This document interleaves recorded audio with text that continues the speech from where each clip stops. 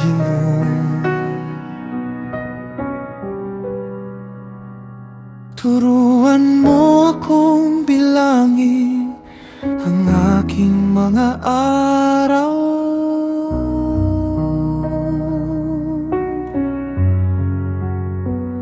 upang malaman ko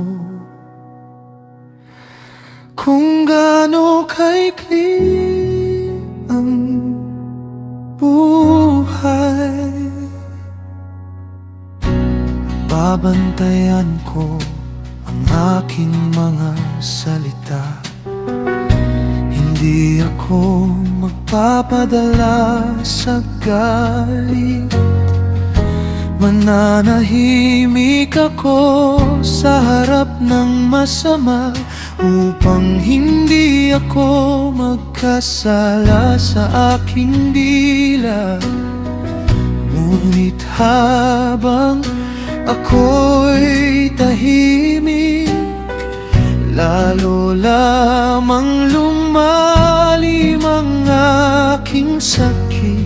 Ang puso ko'y parang apoy na nag-alap, hanggang hindi ko na kayang manahimik. Kaya nagsalita ako sa iyo.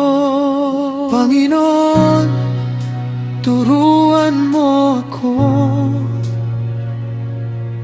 kung gaano kaikli ang aking buhay, at ipakita mo sa akin kung gaano ako kahina at panandalian. Ikaw ang aking pag-asa kapag ang lahat ay lilipas. Ang buhay ay parang hininga, ang mundo'y parang anino lamang. Ikaw ang aking pag-asa, hindi sa kayamanan ako aasa. Kapag ang lahat ay maualab, ikaw pa rin ang aking pag-asa.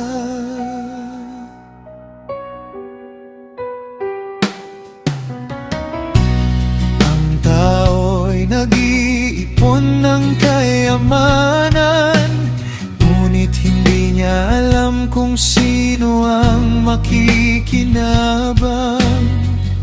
Tumatakbo tayo, nagpapakapagod, ngunit hindi natin alam kung gaano katagal. Ang lahat ay parang hamog, parang aninong dumaraan, ngunit sa gitna ng maikling buhay, may isang hindi nagbabago. Kaya ano pa ang aking hihintayin? Saan ko ilalagay ang aking pag-asa? Hindi sa yaman, hindi sa lakas, sa iyo, Panginoon. Ikaw ang aking pag-asa kapag ang lahat ay lilipas. Ang buhay ay parang hininga, ang mundo'y parang anino lamang. Ikaw ang aking pag-asa, hindi sa kayamanan ako aasa kapag ang lahat ay mawala. Ikaw pa rin ang aking pag-asa. Naririnig mo ba ang aking panalangin? Nakikita mo ba ang aking mga luha? Ako'y isang manlalakbay lamang sa mundong hindi ko maaring manatili. Kaya turuan mo akong mamuhay nang may karunungan at kababaang loob. At habang may araw pa sa aking buhay, hayaan mong ikaw ang maging pinakamahalaga.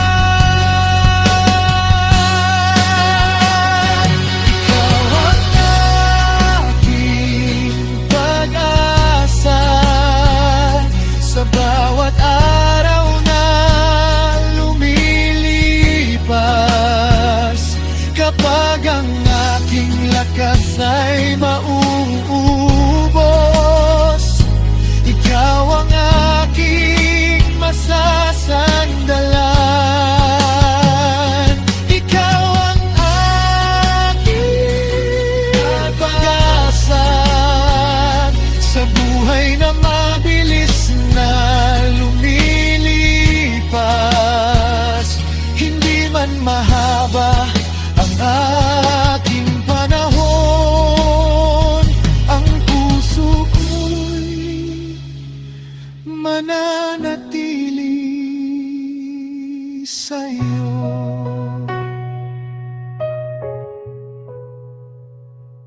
Turuan mo akong mamuhay, turuan mo akong magtiwala habang ako